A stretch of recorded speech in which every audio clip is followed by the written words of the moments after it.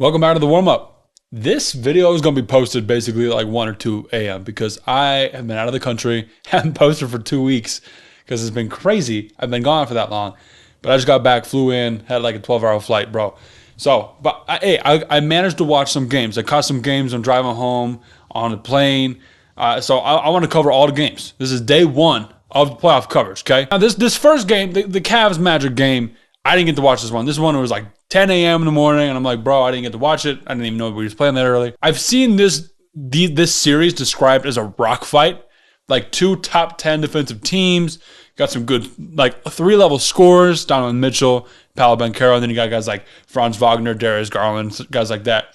Shooters on both teams. Heavy defense. I mean, it's a 4-5 matchup. It's as even as you can get in the standings, like statistically speaking. But I think the main reason no one's really talking about this game / this whole series is because the winner is just going to play the Celtics inevitably, and they're going to lose to the Celtics. So not like it really does anything. Not like it really matters, in my opinion. I have the Cavs winning in 5 just because I think it's gonna be close. I mean, the final score of this game was 83-97. That's a rock fight, bro. Both under 100. Magic scored 83 points, win by 14. That's a rock fight. Now, Paolo poured in 24 points in 41 minutes. Spida had 30 in 36 minutes. Kind of just like that's. I don't really want to talk about this series anymore. It's happening. No one's really gonna care about it. That's all I got. But this game, this series, bro, Suns Timberwolves. This is a series. Even though it was a 25-point blowout for the healthy Suns team. I mean, this. Suns fans, how you doing? Shout out all my homies from Phoenix. Brad Beal, D-Book, KD, first game. It's only 1 game, but KD had 31, D-Book had 18, and Brad Beal had 15. It's like, do you want Royce O'Neal, who scored 14 in almost half the minutes, to do that? Like, you need you guys to step up. 1 game, only 1 game. But you can't have 3 more of those games. You can't have 3 more of those games, especially with a defensive juggernaut like the Timberwolves. And then they came out on offense, whooped y'all's butts for 25-point blowout. I mean, Ant-Man is here, bro. He didn't have like a 40 bomb or anything, but he came out, he balled out. He balled out hard. 33 points, 9 rebounds, 6 assists. That's a big game in 36 minutes for Ant Edwards. I mean, their whole team's looking good. I mean, they had Jaden McDaniels, bro. They had Jaden McDaniels. That was legit. This was a huge win for the T-Wolves. They need to get another one, and another one, and another one, and then they can win the series. I don't think they're going to sweep. I think it'll be probably around 5-6 games maybe. Go back to Phoenix, it'll be a little bit tougher. But I think the T-Wolves can take this in 6. But even though they take this series, they got to stay hungry. You can't just like let up on this, because who you play next? Denver, probably. I'll get into that in a little bit with the Lakers Nuggets. But you're probably going to play in Denver, so you got to stay hungry. You got to beat the Nuggets. You can't just like, woohoo, it's a process. This team is good enough to do that. I have the Nuggets beating the T-Wolves in 7 games. I think it's going to go to 7. Can the T-Wolves win that? I mean, obviously, if it goes to game 7, it's going to be whoever toss-up. I had the Nuggets personally winning, but they can take that. The Nuggets said last year that the T-Wolves were their hardest opponent. So you got to stay hungry. Take this win. Stay focused on Phoenix. Beat this team. And keep going. You can't let KD and D-Book and those guys go off. Those guys can easily both have 40 in a series. That's not even a debate. And they'll just cream you. So lock them up, play good D, and keep shooting the ball. Rudy Gobert, 14 points, 16 rebounds in 37 minutes. Balling. 76ers Knicks, bro. Sixers came out strong in the Garden. Embiid back off the knee injury. Like, this is gonna be a rough series, bro. I can't remember what I had. I think I had this series going to 7, and I think I had the Knicks pulling out.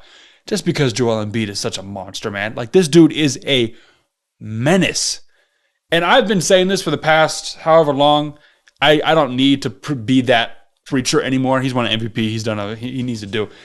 I mean, he needs to play well in the playoffs. That's what I'm saying. But they came out strong. They had like a 10, 12-point lead in the first quarter. And the Knicks were looking rough, but they came back and they scored. They scored some buckets. They came back. I mean, Miles McBride had some huge threes in the first half. Finished with 21 points. Brunson with 22. Josh Hart 22 and 13 rebounds. OG with 11. Bojan Bogdanovic with 13. Like, a bunch of guys in double figures. They can shoot the ball. Only won by 7 points. They were down at the beginning. Came back. I don't like that they were down that much at a home game when they're like the 2nd seed to a 7th seed. Kind of tough. But when you're playing against Joel Embiid, and the reason they're the 7th seed is because he wasn't there and they dropped down, that's kind of why. This is going to be a rough series, man. You just same thing with the Timberwolves that I was saying for the Knicks. You can't let these guys come back and climb. They will beat you. Tyrese Maxey and Joel Embiid are a good enough duo with surroundings. I mean, we signed Nick Batum, bro. We signed Nick Batum. We know how that goes. We can't let those guys take that. They will take that. Embiid will go for 50 or something and go nuts. Has he done that in the playoff game? No. But can he? Absolutely. We've seen it before in the regular season. Two different things. Some people might disagree on that. Go ahead. I don't care. Embiid's a monster. Don't let him go crazy. Now, last game was the Lakers Nuggets. I was able to watch this whole game. I watched a couple of Suns, a little bit of Suns T-Wolves, a little bit of Sixers Knicks. I pretty much watched the whole Lakers Nuggets game. Lakers came out with their foot on throats, bro. They came out swinging. I mean, to end the second half, or the second quarter. Nuggets trying to run the clock out, make a shot. Oh, tie it up, 57-57. AD, LeBron, one step over half court, fling, cash, up 3 at half. Like, whew. That boy did not miss. It was crazy. LeBron came out hard.